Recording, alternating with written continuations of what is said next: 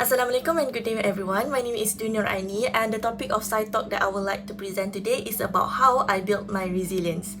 The reason why I want to share about this topic is because I feel like I had built this characteristic of resilience since young, since I'm not come from a silver spoons family and kedua-dua orang tua saya bukan berasal daripada Malaysia.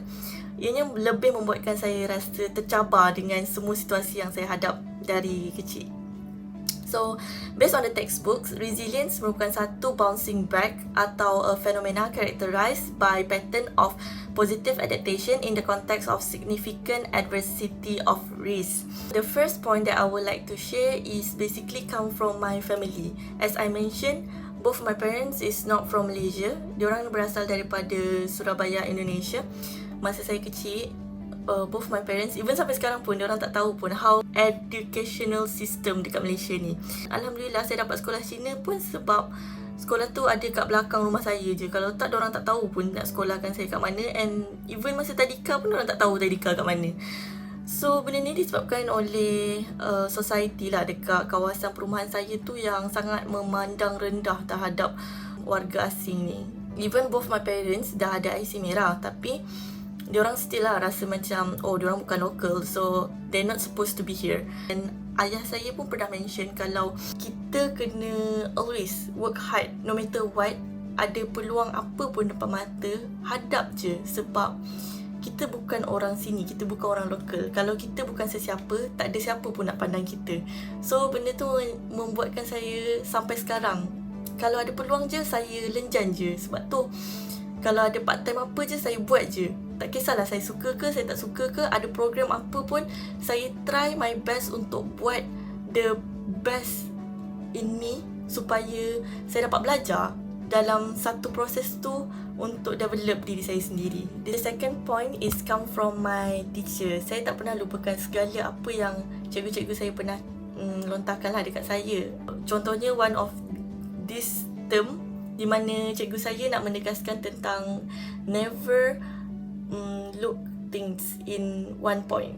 Okay, saya bagi contoh dalam satu slide ni. Korang nampak apa? Putih kan? Tapi bila saya lukis satu dot dekat tengah, korang akan nampak apa? The dot, right? So, cikgu saya pernah cakap kalau kita manusia tend to look that one little things in life tapi tak pernah sedar pun di sebalik titik hitam tu ada warna putih yang lagi banyak daripada titik hitam tu sebenarnya.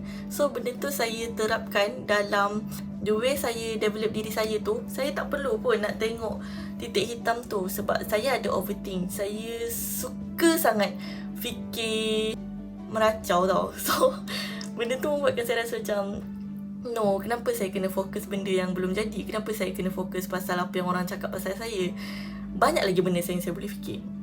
And benda tu membuatkan saya rasa macam I don't have to waste my time for that little things.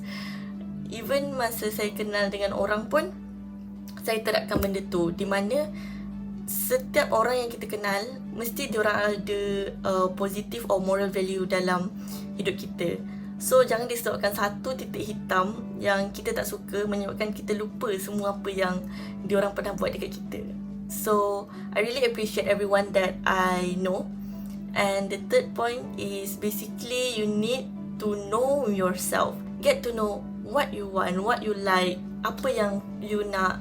If korang ingat lagi the vision board yang kita buat masa the first sem, masa introduction psychology, korang kena tengok balik korang sebenarnya target apa, so that you guys takkan terpesong lah, takkan lari daripada apa yang korang nak sebenarnya.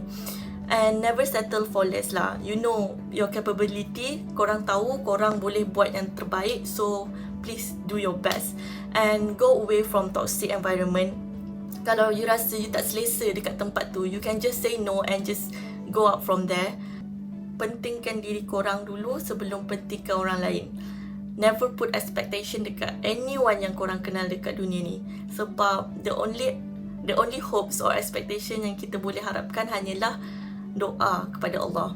And then challenge yourself. Jangan pernah takut untuk go travel, go anywhere you want. Challenge yourself. Join apa apa semua benda yang korang nak pergi join lah. Join sebanyak yang mungkin.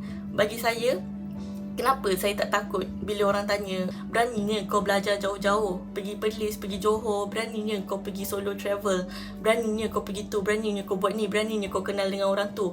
Sebab I always put, there's always someone yang selalu dengan kita, tapi kita tak pernah sedar, which is we have Allah. Kita ada Allah untuk selalu jaga kita. Jangan pernah lupa kalau Allah tak pernah bagi sesuatu challenge tu lebih daripada kemampuan kita. Even in surah Al-Baqarah mention that Allah tidak membebani seseorang melainkan sesuai dengan kesanggupannya. In conclusion, I would like to remind everyone to always be positive and never give up in your life. There's always a challenge for everyone, but I know you can do it. And I will end this side talk by a quote by Eric Greitens. Thank you.